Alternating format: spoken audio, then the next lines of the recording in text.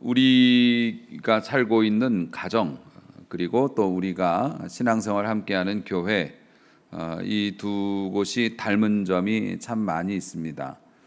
그래서 가정 같은 교회, 교회 같은 가정 이렇게 얘기도 합니다마는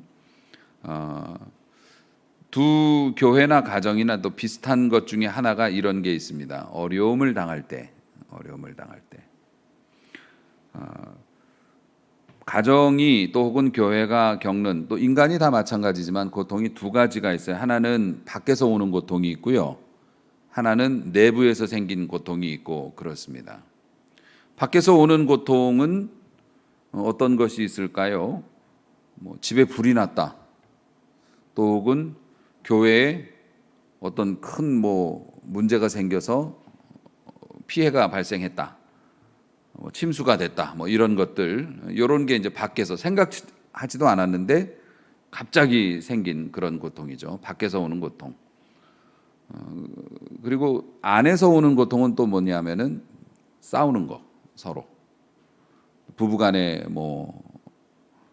이혼을 하게 된다든지, 아니면 부모와 자식 간의 갈등이 심하다든지, 대개 이런 경우에는 밖에서 오는 것보다는 안에서 생긴 고통이 훨씬 더 힘듭니다, 견디기가. 그리고 밖에서 오는 고통은 보통은 가족들을 더 끈끈하게 단합하게 만드는 특징이 있습니다. 우리가 장례식 같은 것도 우리가 생각하지 못했던 아픔 때문에 사별을 하게 되고 가족을 잃어버린 슬픔 때문에 장례를 치르다 보면 그런 아픔을 통해서 남은 가족들이 더욱더 이렇게 끈끈해지고 서로 간에 마음을 털어놓게 되고 위로하느라고 그렇게 돼서 더 정이 드는 것을 볼 수가 있거든요. 외부에서 오는 고통은 교회도 마찬가지예요. 외부에서 오는, 요인적으로 오는 고통은 이 극복하는 과정을 통해서 힘들지만 교인들이 믿음도 성장하고 더 서로 사랑으로 하나 되고 이런 부분이 있어요. 그런데 내부에서 오는 고통은 그건 정반대죠.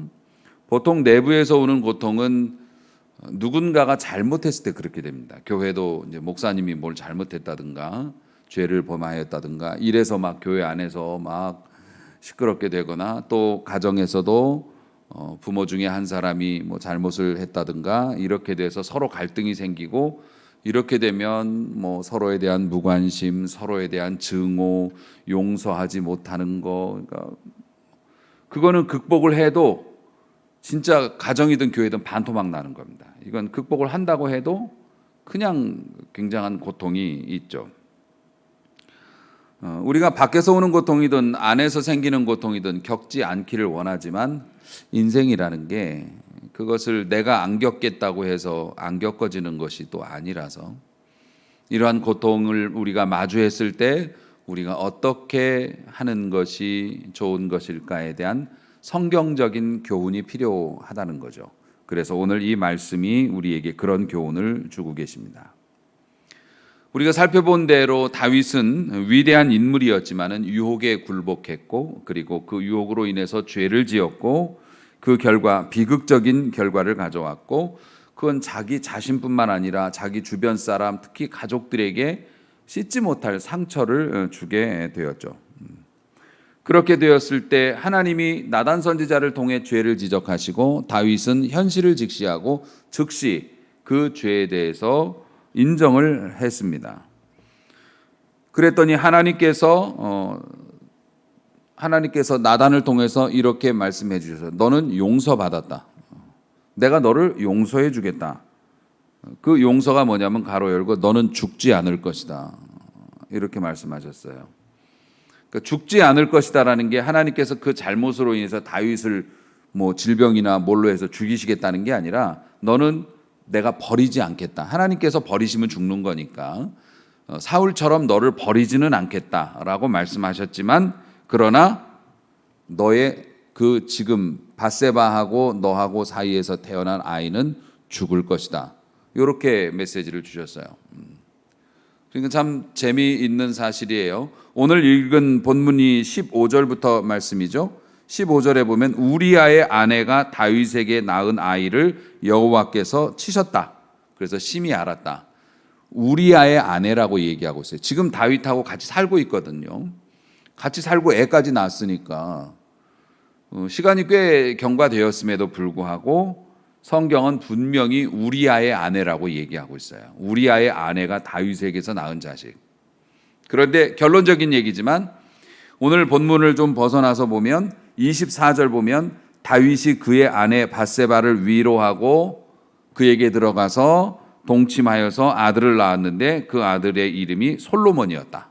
그리고 여호와께서 그를 사랑하사 이름을 여디디야, 하나님이 사랑하시는 자로 하나님이 태도를 싹 바꾸셨어요. 처음에는 뭡니까? 네 아내 아니야, 우리아의 아내야 이러셨는데 그 아이가 죽는 그 고통을 견디고 다윗이 처신을 똑바르게 했더니 하나님 앞에서 처신을 똑바르게 했더니 그 다음엔 하나님이 뭐라고 하십니까? 다윗이 그의 아내 밧세바라고 인정을 해 주시더라는 거죠. 자, 우리가 어떤 잘못을 했는데 목사님이 오셔서 당신이 회개를 했으므로 하나님이 당신을 용서하셨습니다. 하지만 당신은 망할 것입니다. 이렇게 얘기하면 여러분은 그거를 용서로 받아들일까요? 아닐까요? 그렇게 안 할 것 같아요. 용서해 주신다면서. 용서해 주시는데 왜 망해요? 용서해 주시는데 왜 죽어요? 아마 우리는 그렇게 받아들일 거예요. 사실 그러한 이야기를 들었을 때 하나님이 너를 용서해 주신다. 그런데 너는 몇 년 동안 고생해야 돼. 이런 얘기를 들으면 아무도 용서라고 받아들이지 않을 텐데 다윗이 그렇게 여러 가지 허물이 있음에도 불구하고 신앙적으로 비범했던 거는 바로 이런 부분에서 나오는 것 같아요. 우리하고 이제 많이 다른 점이죠. 다윗이 다르게 반응을 했다는 겁니다. 올바르게 반응했죠. 그 올바르게 반응한 것의 첫 번째 나타난 모습이 뭐였냐면 기도하는 것으로 나타났습니다. 그러니까 밧세바 사이에서 생긴 첫 번째 자식을 아들이 나왔는데 하나님이 병을 들게 해서 그 아이는 뭔 죄가 있을까? 그 아이가 심히 알았어요. 죽을 똥말똥 하는 지경이 이르렀어요. 그러면 보통은 우리 같으면 하나님이 나의 죄에 대해서 벌을 내리시는 거니까 이 아이의 운명은 끝났다라고 생각하고 포기할 법도 한데 무슨 염치고 무슨 배짱인지 금식 기도를 하기 시작했다는 겁니다. 다윗이. 그 얘기는 뭐냐면 하나님께 서운한 마음을 갖지 않았다는 거예요. 섭섭마귀가 들면 예 알겠습니다 라고 인정을 하지만 다시는 내가 기도하지 않을 거야. 다시는 내가 하나님한테 뭘 달라고 하지 않을 거야. 쥐가 잘못해놓고 섭섭마귀라는 게 원래 그렇습니다. 다윗이 기도를 시작했다는 건 결과를 예상하고 있지만 그래도 기도를 시작했다는 건 다윗의 마음결이 하나님을 향해 있었다는 거죠. 하나님 앞에서 서운한 마음을 눌렀다는 거예요. 없다면 거짓말이죠. 서운한 마음을 누르고 기도를 시작했다는 거예요. 하나님은 그걸 알아들으셨죠. 이미 그 마음을 받으시죠. 선지자가 그런 메시지를 주고 나서부터 집으로 돌아가자마자 선지자가 나가자마자부터 애가 아프기 시작해가지고 7일 동안 아팠습니다. 그동안에 다윗이 죽기 살기 기도하는데 금식하고 밤을 새워서 기도를 했대요. 우리는 우리의 죄, 우리의 허물로 인해서 생긴 아픔을 위해서 밤새 그거나 금식하지 않습니다. 드물어요. 그래요. 내가 잘못한 거니까 내가 벌 받을게요. 보통 이 정도로 해서 끝나지 그걸 돌이켜달라고 밤을 새거나 금식하지 않아요. 우리는 죄를 지으면 보통 이렇게 해요. 주님, 제가 이런 잘못을 했네요. 제가 이런 허물이 있네요. 주님, 죄송합니다. 하지만 저는 그렇게 믿습니다. 예수님의 피가 저의 죄를 깨끗하게 해주실 능력이 있고 제가 고백했으니까 주님이 나를 깨끗하게 해주신다는 그 주님의 말씀에 내가 동의합니다. 감사합니다. 그리고서는 이전과 비슷한 삶을 살아요. 심지어는 내게 더 큰 은혜를 주셨더라면 내가 다시 그런 걸 하지 않을 텐데 주님이 모른 채 하시니까 그냥 조금씩 이렇게 하면서 끊지 않고 그대로 살아요. 그러다 또 문제가 생기면 얼마 가지 않아서 아이고 실패했네, 또 죄송합니다, 주님의 피가 나를 깨끗하게 해주실 것을 믿고 제가 거기에 동의합니다, 감사합니다, 이러고 살아요. 다윗처럼 피 터지는 기도 안 한다고요. 솔직히 우리가, 그러니까 다윗처럼 그렇게 큰 잘못을 안 할 수도 있지만은 다윗은 분명히 자신의 죄로 인해서 발생한 그 일을 복구할 수 없음을 알매도 불구하고 그래도 하나님 앞에 피 터지게 기도했어요. 음식을 오죽하면 신하들이 다윗이 자살할까 봐 걱정했다니까요. 그렇게 열심히 기도를 했어요. 주변과 교류를 끊고 금식하면서 엎드려 있는데 이 사람이 기도를 어디서 했냐면은 교회에 나가서 한 것도 아닙니다. 집에서 했어요. 집에서 엎드려서 기도를 합니다. 나중에 보면 이제 애가 죽었다는 이야기를 듣고 몸을 씻고 여호와의 전에 가서 경배했다라는 기록이 나오지 않습니까? 보니까 집에서 기도하는 거예요. 이 사람이 왜 교회에도 나가지 않고 집에서 기도를 했을까? 글쎄요, 뭐 여기에 대한 자세한 설명은 없지만 그냥 우리가 생각하기에도 뭐 저 같으면 그러겠어요. 내가 무슨 염치로 무슨 자격으로 성전에 나가서 기도하겠으며, 내가 성전에 나가면 수행원들이 또 따라 나오고 부하들이 성전 문 앞을 지키고 내가 무슨 이 죄인이 그런 대접을 받으며 하나님 앞에 그런 기도를 하겠는가. 그냥 집 안에서 교회도 안 나오고. 그러니까 여러분, 정말 여러분이 절실한 회개나 정말 마음이 찢어지고 그러면 굳이 교회 안 나오셔도 돼요. 그 기도하는 동안에 만약에 진짜 기도하기 위해서 하나님 앞에서 내 자신을 돌보기 위해서 또 부끄러움 때문에 못 나오겠습니다 하면 저 인정할 수 있을 것 같아요. 하나님도 인정해 주실 거라고 생각해요. 교회를 나와서 꼭 도장을 찍어야만, 얼굴 도장을 찍어야만 하나님이 인정하시는 건 아니에요. 하나님이 구하시는 제사는 상한 마음이에요. 깨진 마음을 가지고 부끄러워서 교회도 못 나가겠어요. 하나님 인정해 주십니다. 너 예배도 안 드리는 놈이 무슨 기도냐? 하나님 그러시지 않을 거라고 저는 생각해요. 제가 아는 하나님은. 다윗은 어쨌든 그렇게 밥을 굶으면서 고독하게 사람들과 곁을 두고 하나님만 부르짖으며 7일 동안을 기도했어요. 여기서 제가 깨닫는 것 중에 하나는 사실 우리가 좀 고독할 줄도 알아야 된다는 것입니다.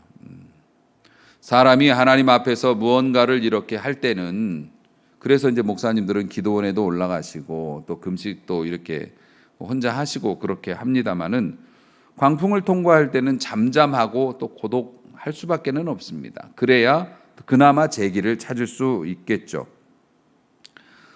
근데 7일이 지나선 아이가 죽었습니다. 아이가 죽으니까 진짜 걱정되는 건 신하들이에요. 왜냐하면 이 나라는 다윗을 중심으로 움직이고 있다는 걸 알았기 때문에 임금님의 건강이나 임금님의 정신 상태나 임금님의 그 안위가 나라의 존망과 연결되니까 신하들은 엄청나게 걱정하죠. 지금 임금님이 7일 동안 음식도 안 잡수시고 밤에 잠도 안 자는 것 같이 저렇게 정말 죽기 살기로 살려달라고, 다른 기도는 안 하고 살려달라고만 했는데 죽었어. 신하들이 볼 때는 대략 난감한 상황입니다. 야, 이거 어떡하냐? 이거 말을 해야 되냐 말아야 되냐? 말을 하면 우리 임금님 자살하면 어떡하냐? 지금 우리가 봤을 땐 저 정도로 기도했는데 안 들어주면 자살할 건데. 이런 걱정을 했다니까요. 성경을 보니 신하들이 뒤에서 수근수근 하는 소리를 다윗이 들었어요. 그 수근수근 하는 소리와 그 분위기를 보고 아이가 죽었다는 것을 감지를 했습니다. 그래서 다윗이 그냥 물어보죠. 아이가 죽었느냐라고 물었을 때 신하들이 어떻게 해요? 죽은 걸. 그리고 임금님이 벌써 아는 것처럼 물어보는데 아이가 죽었나이다. 이렇게 대답을 할 수밖에 없었죠. 그런데 우리는 알고 있지 않습니까? 모든 상황을 다윗의 뭐 여러 가지 전후좌우 사정을 다 알고 결론도 알고 그러는데 알고 봐도 항상 놀라워. 이 부분에는요. 알고 봐도 항상 놀라운 장면이 나타납니다. 다윗이 아이가 죽었다는 이야기를 듣자마자 벌떡 일어나서 주섬주섬 옷 챙겨 입고 목욕탕 가서 목욕하고 면도하고 하나님의 교회 전에 가서 하나님께 예배 드리고 그리고 궁중에 와서 밥 먹자 이런 거예요. 음식을 내와라. 음식을 먹고 내가 일을 해야 되겠다. 이렇게 얘기를 신하들 입장에서는 정말 어이가 없었습니다. 왜냐하면 기도할 때 저렇게 절박하게 기도해서 우리가 저 응답 안 되면 자살할 건데라고 생각까지 했는데 갑자기 결론이 나자마자 일상으로 돌아오는 다윗의 모습을 보면서 뭐요? 뻥이요? 이렇게 아마 생각한 사람도 있었을 거고 아니면은 워낙 다윗이 진실하게 기도했으니까 왜 저러시는 걸까라고 그런 의아함도 있으니까 신하들이 또 궁금한 건 못 참잖아요. 그래서 질문을 하죠. 아이가 아팠을 때는 그렇게 금식하고 막 우시더니 죽은 후에는 일어나서 잡수시니 이게 어찌 된 일입니까? 라고 신하들이 질문을 합니다. 사실 아이가 그렇게 열심히 기도했는데 그렇게 전혀 기도에 효험이 없는 것처럼 딱 하고 그렇게 반대 방향으로 결론이 나면 이렇게 말할 것 같아요. 주님, 어떻게 이렇게 하실 수 있습니까? 그 다음이 뭐냐면 제가 주님 앞에 해왔던 일들과 살아왔던 날들도 있지 않습니까? 그것도 좀 인정해 주셔야 되는 건 아닙니까? 제가 솔직하게 고백했지 않습니까? 죄송하다고. 그런데 주님이 꼭 이렇게까지 가져가셔야 했습니까? 그런데 다윗에게는 그런 반응이 없었어요. 어떻게 그렇게 할 수 있을까? 기도할 수 있는 것까지는 하겠어요, 저도. 문제가 있으면 기도해야죠. 그런데 기도를 다른 사람들이 저 죽을까 봐 걱정할 정도로 진짜 열심히 진지하게 기도했고 죽으면 밥 먹어야지 이렇게 하고 기도한 거 아니지 않습니까? 정말 죽으면 죽으리라 하고 나 여기서 죽어도 하나님 살려주세요라고 기도했단 말입니다. 그런데 보기 좋게 내 기도는 1도 반영이 안 된 것처럼 반대로 결과가 탁 나왔는데 다윗이 즉각 일상으로 돌아왔단 말입니다. 이게 어떻게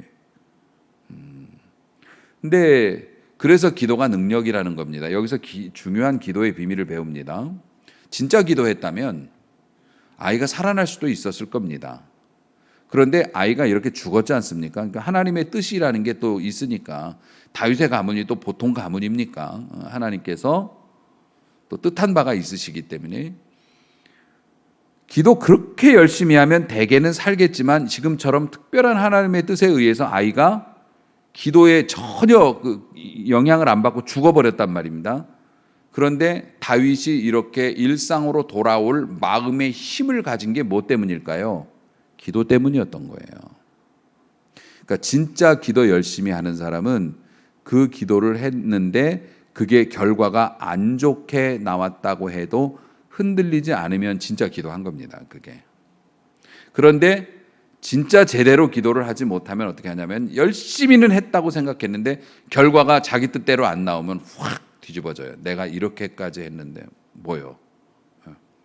그러니까 이게 우리가 이제 살면서 한번 요거는 생각해 볼 필요가 있어요. 과연 내가 순수한 마음으로 진짜 진지한 마음으로 정말 제대로 기도했나?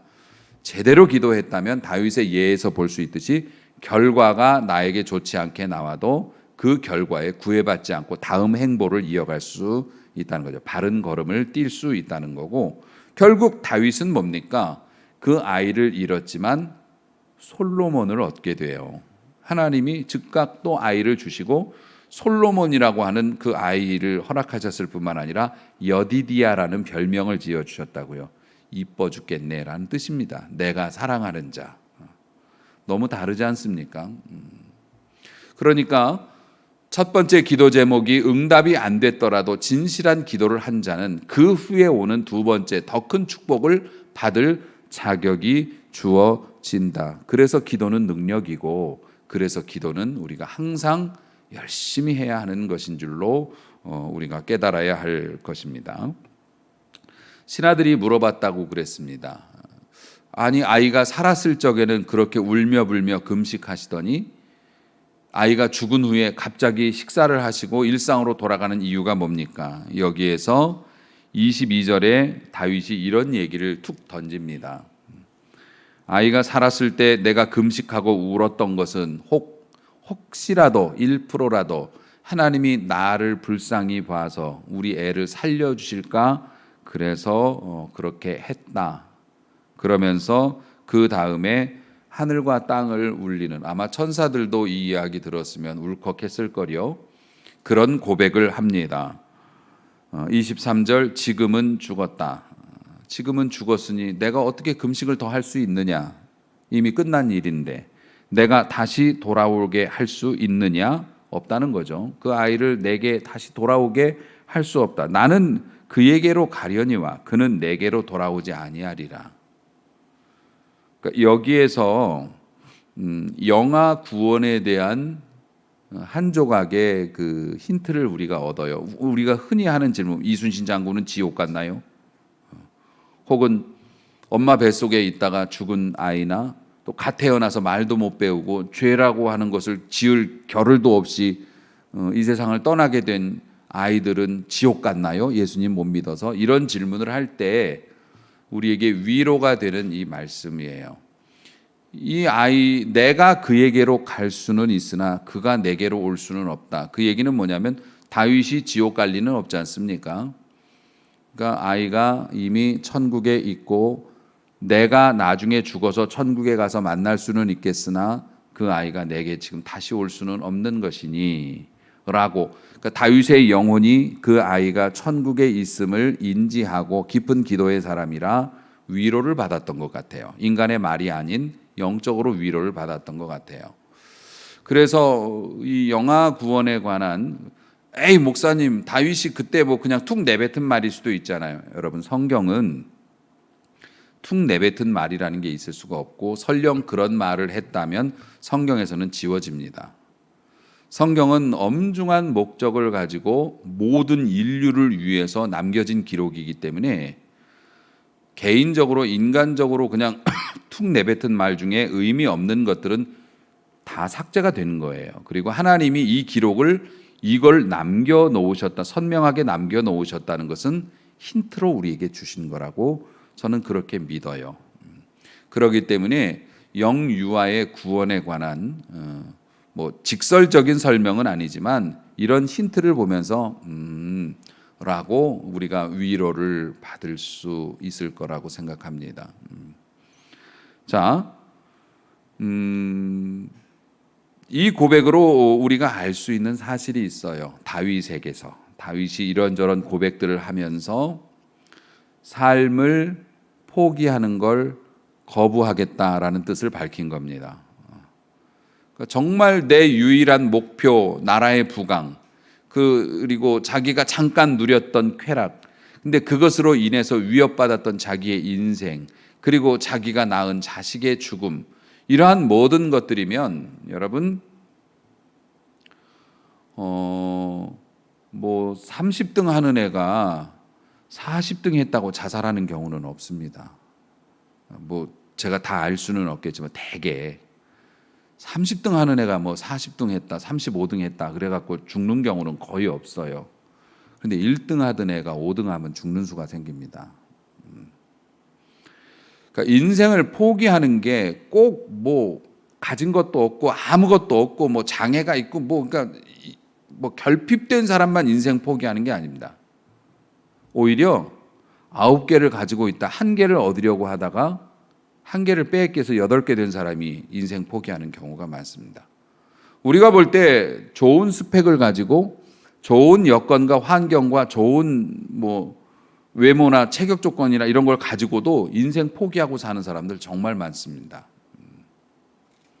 근데 인생 포기는 누가 하는 겁니까? 뭐라 얘기해, 뭐 나한테 이런 일이 생겼고 저런 일이 왔고 이런 불행이 생겼고 불강력적인, 하지만 인생 포기는 자기가 하는 겁니다.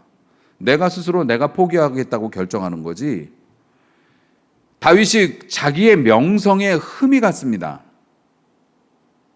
요즘에는 뭐 조그마한 뇌물 같은 거 하나 받은 것만 드러나도 스스로 목숨을 던지는 정치인들도 많습니다. 다윗은 자신의 명예와 그동안 쌓아왔던 신망과 하나님 앞에서나 사람들 앞에서의 어떤 그러한 것들이 진흙바닥에 패대기 쳐서 아주 그냥 굴렀습니다. 그리고 보기 좋게 자기의 기도가 거절당했습니다. 그러면 자살은 아니어도 막 살 수도 있는 거죠. 솔직히. 이런 무서워서 어디 하나님 섬기겠어? 왕으로서 내가 이 정도도 못 누리나? 내가 벌을 받으면 되는 건데 이건 아닌 거 아니야? 이러면서 막 사는 태도로 살아갈 수도 충분히 있었습니다. 특히 잘 나가는 사람일수록 그렇습니다. 자존심이 세고 명예에 대한 어떤 그런 것들이 강한 사람들이 기도가 응답이 안 되거나 뭔가 좀 안 좋은 일이 하나 생기면 그걸로 인해서 신앙도 버리고 이런 경우 많습니다. 그런데 결국 그건 뭡니까? 외적인, 내적인 이 문제가 아니라 자기가 결정한 거예요. 나 포기했다고. 근데 다윗은 포기하기를 거절했습니다. 마귀는 여러 가지 일들로 인해서 이 정도면 네가 하나님께 원망해도 되지, 막 살아도 되지. 그런데 다윗은 그렇게 하기를 거절했습니다. 여러분, 그리고 자신의 삶으로 돌아갔을 뿐만 아니라 자기의 처 밧세바를 위로했습니다. 왜냐하면 지금 다윗만 슬픈 게 아니라 밧세바는 뒤집어지죠. 밧세바 보세요. 물론 목욕을 왜 거기서 했는지 뭐 거기까지 따지면 좀 그렇지만 어쨌든 자기는 왕이 오라고 그래서 간 거고, 왕하고 동침을 하서 아기가 생겼는데 그걸로 인해서 자기 남편이 죽었고, 게다가 그렇게 10달 동안 고생해갖고 낳은 아이가 얼마 지나지 않아서 병으로 앓다가 죽었고, 그 아이 살려보겠다고 새로운 남편이 된 그 왕이 죽기 살기 기도했는데 기도도 안 됐고, 솔직히 밧세바의 마음은 지금 다윗하고 비교할 게 아니죠. 그 어미의 마음이기 때문에 그 여자로서 그게 참, 다윗이 그 밧세바를 위로합니다. 위로하고 정상적인 삶으로 돌아가니 하나님께서 그때 아름다운 열매를 또 허락해 주시죠. 솔로몬이라고 하는 정말 위대한 왕의 제목을 허락을 해 주시게 되는데, 사랑하는 성도 여러분, 세상에서 제일 애처로운 모습 중에 하나가 하나님의 자녀가 구석에 처박혀서 상처를 앓고 있는 모습이라고 해요. 하나님의 자녀라고요. 그런데 자신이 스스로 삶을 목숨을 포기한 건 아니지만 건강하게 살겠다고 하는 걸 포기한 거, 상처로 인해서 건강하게 살고 하나님 앞에 밝은 곳에서 살겠다고 하는 걸 포기하고 봉사도 내려놓고 직분도 내려놓고 어울리지도 않는 삶을 살면서 틈만 나면 눈물 지으면서 그때 왜 그랬을까? 그때 걔는 나한테 왜 그랬을까? 이러면서 상처를 앓고 있는 그런 모습. 하나님의 자녀가 건강한 삶을 포기하고 구석에 앉아서 상처를 앓고 있는 모습, 제일 불쌍한 모습이죠. 이건 하나님 앞에 죄를 범하는 것만큼 하나님을 마음 아프시게 하는 일이라는 거죠. 그래서 저는 그렇게 항상 젊었을 때도 또 어렸을 때도 그런 생각했습니다. 내가 다른 사람보다 우월하거나 위대한 사람은 못 될지 몰라도 하나님 마음은 좀 편하게 해드려야겠다라는 생각을 하고 살았던 것 같아요. 그 얘기가 뭐냐면, 나는 세상 사람들이 말하는 목회 성공, 무슨 성공, 아니면 무슨 우러러보는 그런 삶은 못 살 것 같아. 그런 삶을 못 살게 된다고 하더라도 하나님 앞에서 비겁하게 살지는 말아야겠다. 그런 생각을 했던 것 같아요. 어려서부터. 그러고 보니 제가 훌륭했던 것 같습니다. 근데 여러분, 삶이라는 것이 내 뜻대로 되는 것도 아니고 하나님이 정하시는 또 길이 있고, 그 길 속에서 우리가 아름다운 화단에 핀 꽃은 아니지만 척박하고 인적 드문 길에 예쁜 들꽃으로 피어 있으면 어떻습니까? 건강하게 하나님이 주시는 비와 햇볕을 받으면서 누가 보든 안 보든 내 모습 예쁘게 피어 있다. 하나님이 부르시면 꽃잎 떨어뜨리고 가면 되는 것이고, 또 씨앗을 뿌리면 되는 것이니까.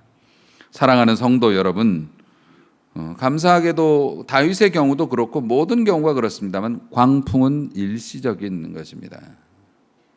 요한계시록 강해를 요즘 계속 이어나가고 있는데, 참 제 인생에 이렇게 디테일하게 요한계시록을 전편을 강해하는 게 정말 제 목회 사역에서는 기념비적이라고.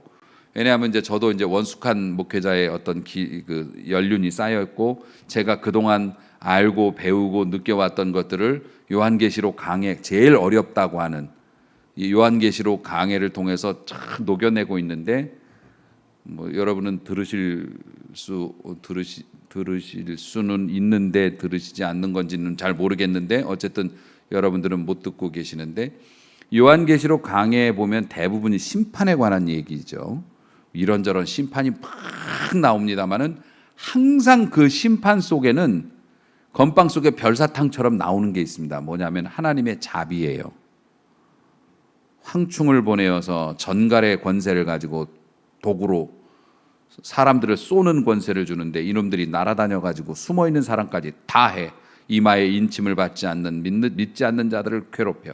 그런데 괴롭히되 죽지는 못하게 하시고, 그리고 황충이 활동하는 기간을 5개월로 한정하셔서 더 이상 사람들을 괴롭힐 수도 없게 하시고, 항상 그러셨어요.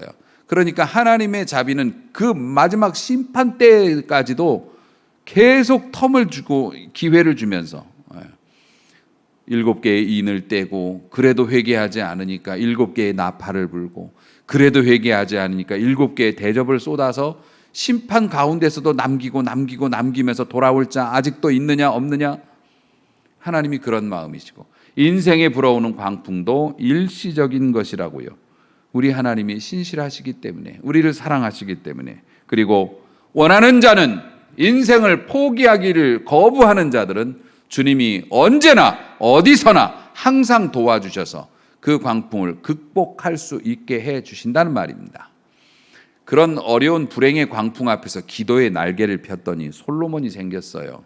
여러분은 어떻게 여러분의 광풍 앞에서 처신하고 있습니까? 날개를 오므리고 구석에 앉아서 상처를 핥고 있지는 않습니까? 우리가 그러한 것들을 버리고 믿음으로 기도의 날개를 펴고, 믿음으로 하나님 앞에 나아가서 내일을 기약하고 하나님 앞에서 구하고 바라고 소원하며 그렇게 기도의 탑을 쌓아 보시는 것이 어떻겠습니까? 삶을 포기를 거부하는 자를 하나님이 도와주실 것입니다. 그리고 여디디아라고 하는 이름을 주실 것입니다. 내가 사랑하는 내 예쁜 자식. 비록 지난날에 하루 전에 그 고통과 암울한 그런 삶이 있었다 할지라도 우리가 마음을 고쳐 먹으면 오늘 우리가 또 여디디아로 쓰임을 받을 수 있으므로, 그 믿음으로 우리 모두 승리할 수 있기를 주님의 이름으로 축원합니다. 기도하겠습니다.